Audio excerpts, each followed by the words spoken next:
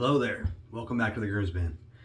Today I'll be using the Novelist by the Club and Ariana and Evans. This is in the Kaizen 2 base, which they just discontinued. Everything's now in the Kaizen 2E base, which is the E stands for emu oil. This is really good. I had an older iteration of this that I piffed when I got the new one. I think it's inspired by Spice Bomb. Don't quote me on that, I know. I might be wrong. I think that's what Adam said. I think it's 1448 or something to that effect. It's a really nice scent, kind of spicy, not a lot spicy, not like Ariana Evans Melange, that's like very spicy. This is a really nice, it's just got a little bit of spice in the background. I really like it, it's one of my favorite scents. The artwork's cool too. I got it all lathered up in my PA bowl with my TurnNShave brush with a Zingari Man coin. It was a Zingari Man special edition. But that lather's pretty awesome. I like Ariana and Evans. They make some good stuff.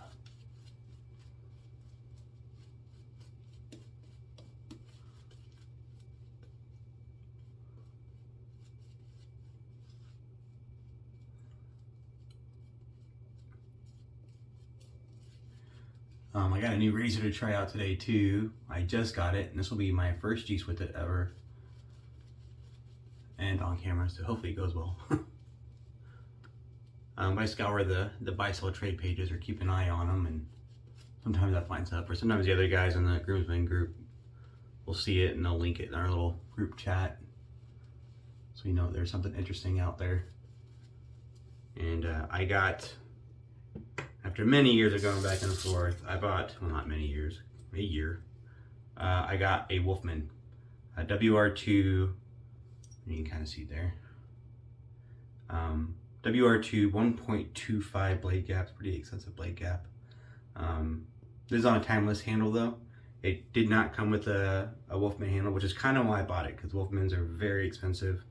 But this person was selling the head with a West Coast shaving handle that I didn't really care for a more reasonable price in the range of most normal kind of high-end razors of a couple $100. I think I spent $250 for the head and the West Coast shaving handle, but then I put it on my timeless handle, which I got off the buy-sell trade page as well, for 30 or 35. I think they go for 30 on the scratch and dent part of the timeless site, and I use it as a bargaining point. So it's either 30 or 35 shipped for the handle. I got a Astra SP loaded in here. I figured I'd go with something tried and true for a new razor.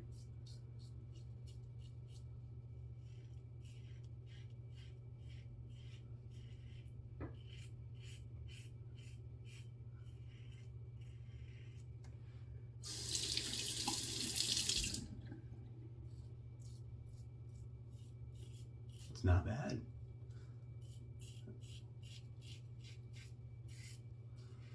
I read a bunch of reviews about this. There's a lot of reviews about Wolfmans out there. I was reading one, I think it was in Badger and Blade. I don't usually participate in those forums, but I like to read some of the old threads on there. And there's one gentleman was asking about if anyone had used both the Lupo razors and the Wolfman, and if they could compare them.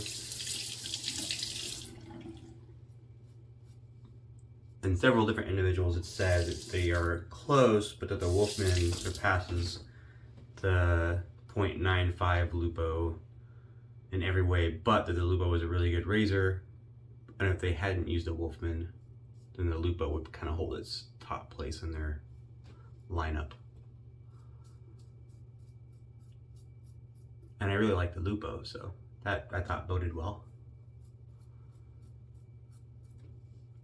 I think that was most of the guys in that were also referring that Lupo to the 1.25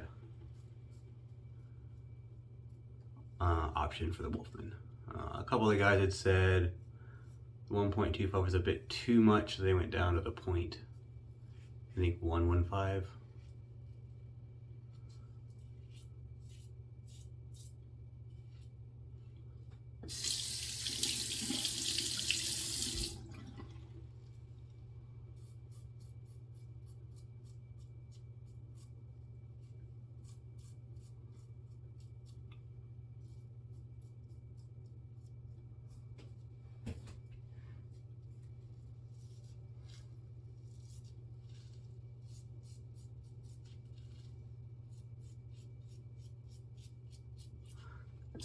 So far, I'm really liking it.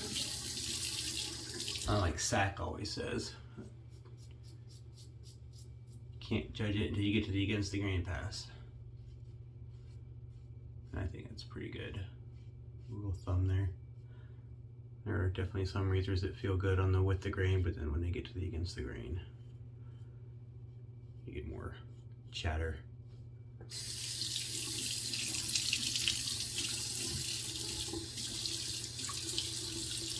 But that was a really good first pass. I'm holding stuff weird. I messed up my hand. Was working out in the yard this weekend. We had when we bought the house, it had wood chips in like all the garden and landscaped areas in between all the plants and stuff. And we've changed up some of the plants. My wife has put some stuff out there. But the wood chips are always driving me crazy. It gets pretty windy up here in North Dakota on occasion, and the wood chips get blown everywhere. They get thrown out in the yard. It looks incredibly messy. I start hitting the wood chips with the lawnmower. I'm like throwing chunks of wood at people or myself. Mostly it like kind of drives me crazy about how messy it always looks. Because wood chips, no matter how much effort I put into making it all nice and neat, and like 2 days later we'd get like 50-mile-per-hour winds, and then every wood chips all over the yard, and I hated it. Definitely didn't want to put more money into buying more wood chips every year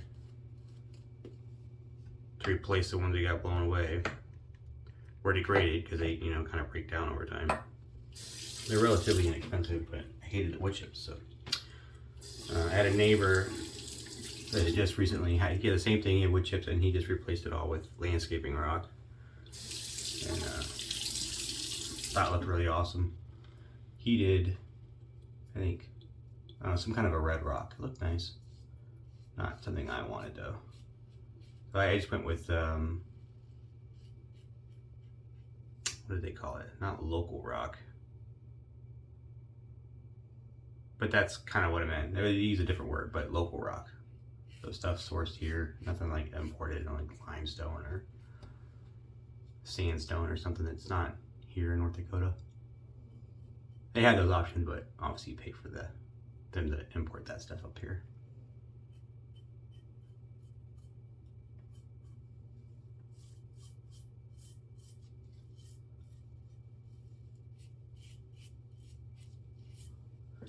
Anyway, so I went with the local rock.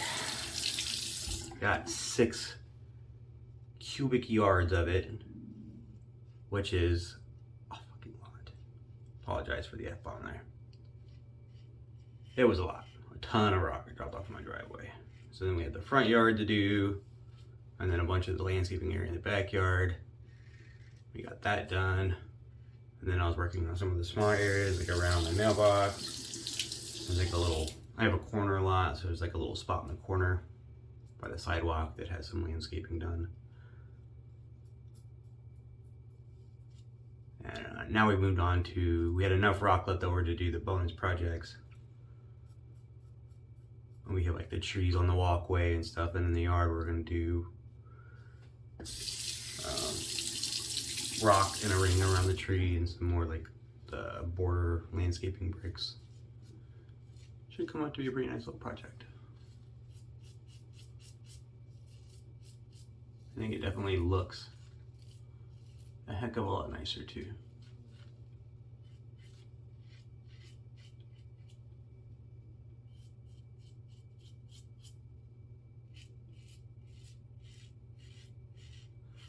So far, this razor has been really smooth. It definitely has some blade feel with that 1.25, is that what I said? 0.125.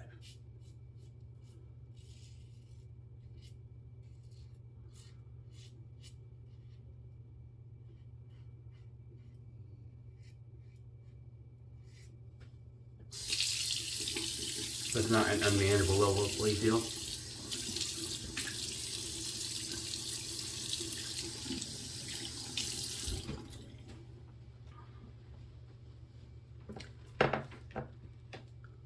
Alright, get ready for that last pass.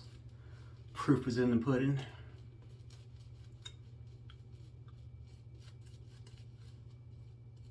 Anyway, I don't think I ever said why I hurt my hand, right? So I was doing all that work out there, shoveling rock and moving it over in the wheelbarrow and shoveling some more.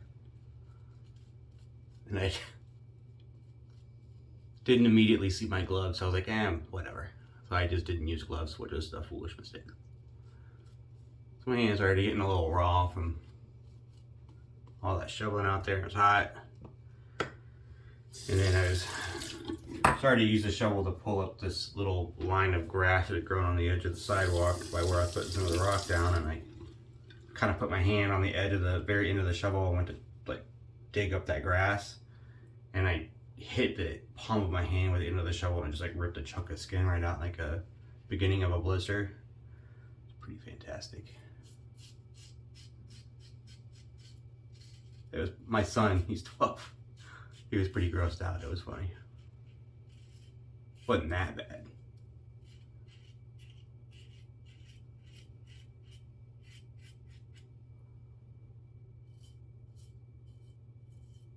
So there's definitely more. I gotta like pay attention to that angle a little bit more on this against the green pass. I can feel the blade more. I think means I'm holding it off a little bit.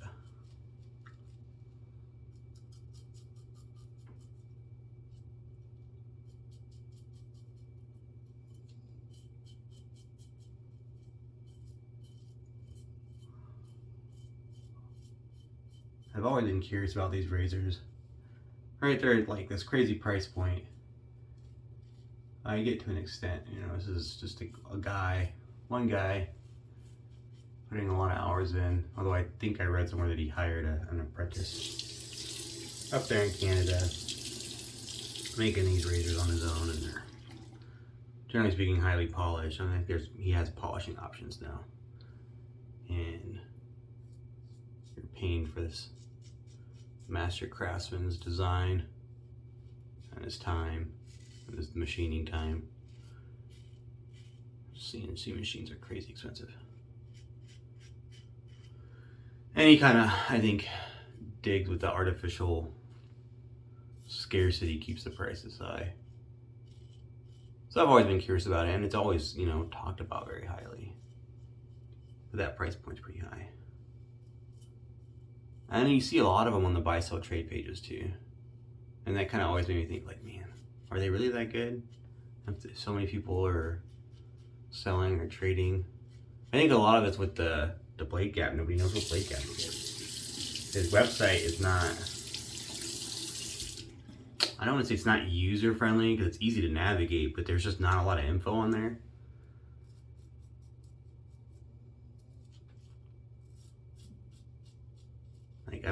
Last time I looked, and it has been a while, there wasn't any info about all the different options. Like there wasn't a list of saying, hey, if you get a WR1, these are the options. If you get a WR2, these are the options.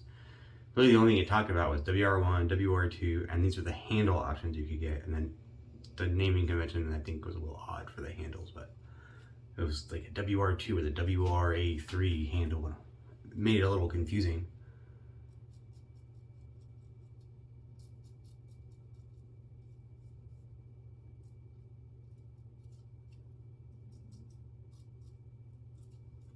But I didn't feel like there was a lot of info on there about the razor heads themselves, like blade gaps and positive exposure, neutral exposure, or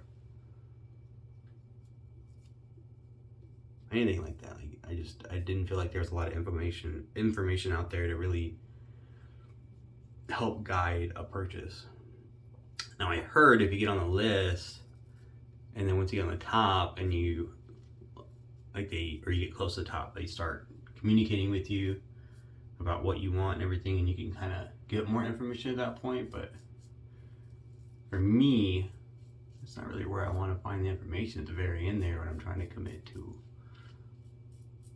a razor that costs over $500. I mean, I've seen you get the titanium or the highly polished, or you throw a stand in there, and the next thing you know, you got like $1,000 razor there.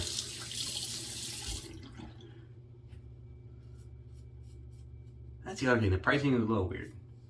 So like he charges as much for his handles as he does for his heads. Like, I mean, I was able to buy a handle for $250, and like a basic price of a Wolfman with like a low polish option or whatever, light polish, This is like around 500 bucks, I think. So that means that the handle cost $250, which he's got some nice handles up there. I'm not saying that his product's gonna look nice, but handle wise, I mean, that's like way above the price point that anyone else charges for a handle. I mean, you can buy a timeless handle, which are really nice and machined, for much, much less. Even if you buy it new, like obviously I referenced the scratch and dent site earlier. But even if you weren't buying it off the scratch and dent portion, if you're buying a new handle from Timeless, still way, way less expensive. And you can buy custom made handles on like Etsy or eBay. There's a lot of guys that do that, custom made handles, because they're easier to make to turn handles than there is to machine a head, razor head. So a lot of guys will do the handles, and there's some really cool designs out there. I just don't, like, I get charging a lot for a very specifically designed razor head that can't be imitated. I don't understand why the handles cost so much more than like any other machined handles. I'm just doing a little bit of touch-ups here.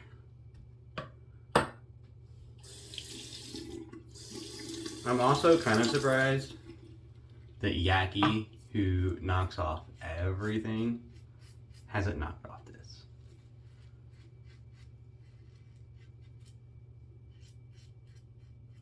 You'd think they'd jump all over their chance to knock off a very expensive razor like that would increase their market share. But instead they seem to, I don't know, I just always thought that was weird.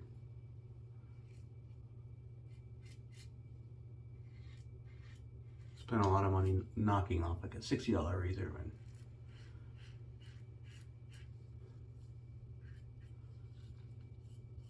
not that I'm encouraging knockoffs. That's not really, generally speaking, a good thing. Like steal someone else's intellectual properties. I'm definitely not suggesting that they do that. I just thought it was an interesting observation.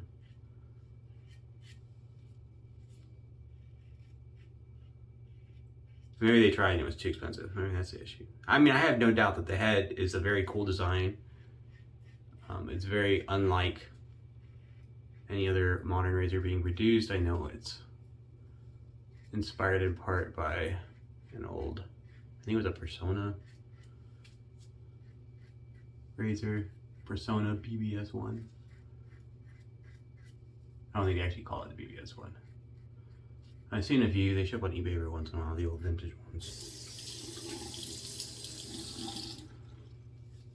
They tend to go for a pretty good clip.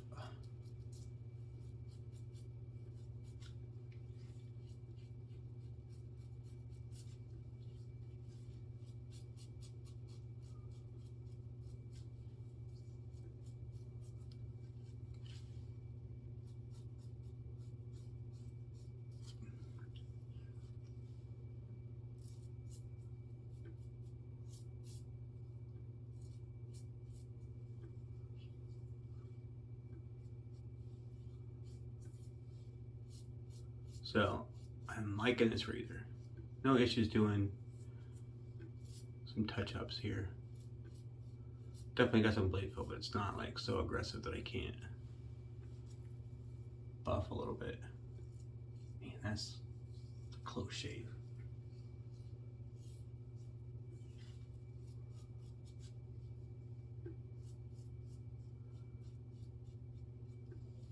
I got a couple little minor weeper. Little minor weeper. And I took a shave. I'm gonna do that cold water rinse here in a second, but I did want to show you guys the head design if you've never seen one before. I'm gonna do this carefully so I don't cut myself.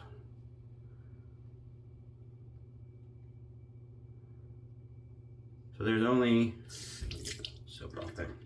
It's only the one center post, but the corners are exaggeratedly long, if you can tell.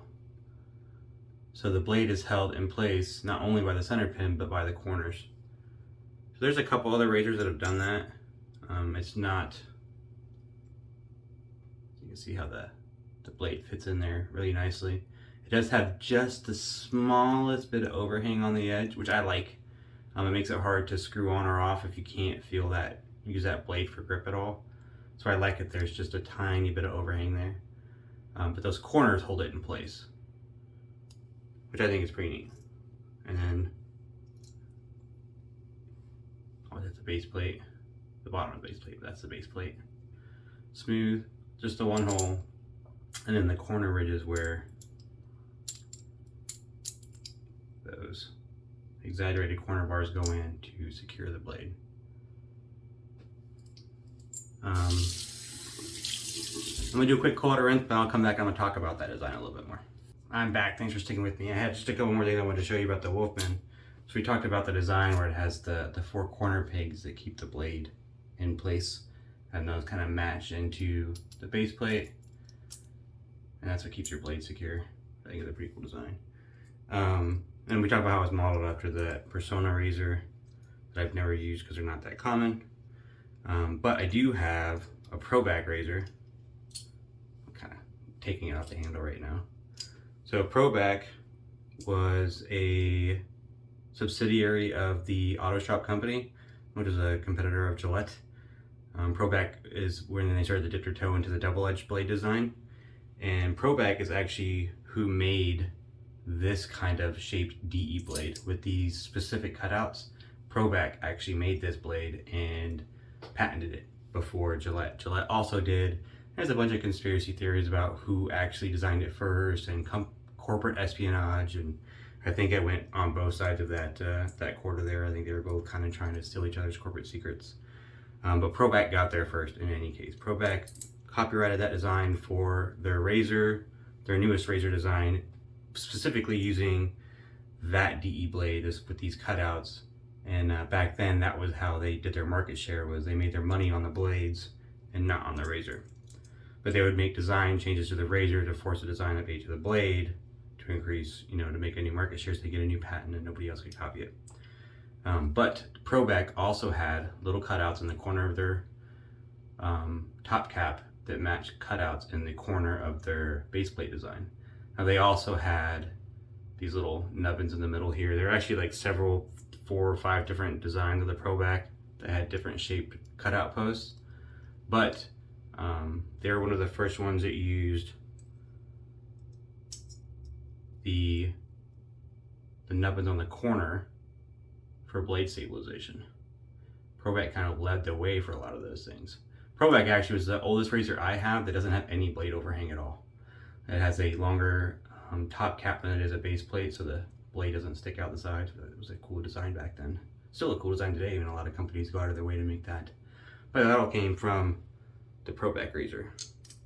That was the first. And then the Gillette came out with the Goodwill, which had the similar kind of cutouts on the base plate with those little funny shaped nubbins to go in there. They just use the diamonds.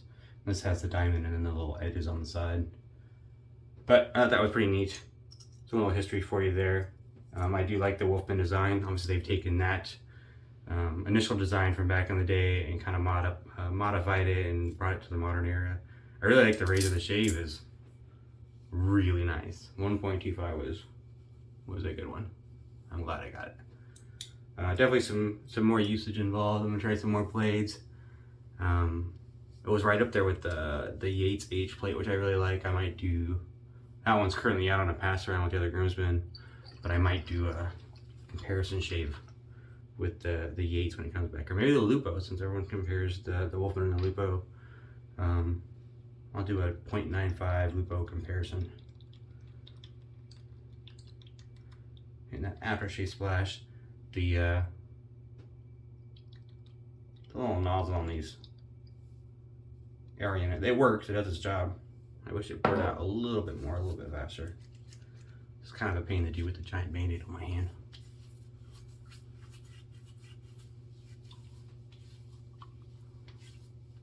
It's interesting, I had the older Novelist set, and I think the scent was a little bit different. Not a lot, I mean you can tell that it's like the same, but they updated it. I think this one's a little bit stronger than the older set. I think there's some of the individual scent notes are a little punched up.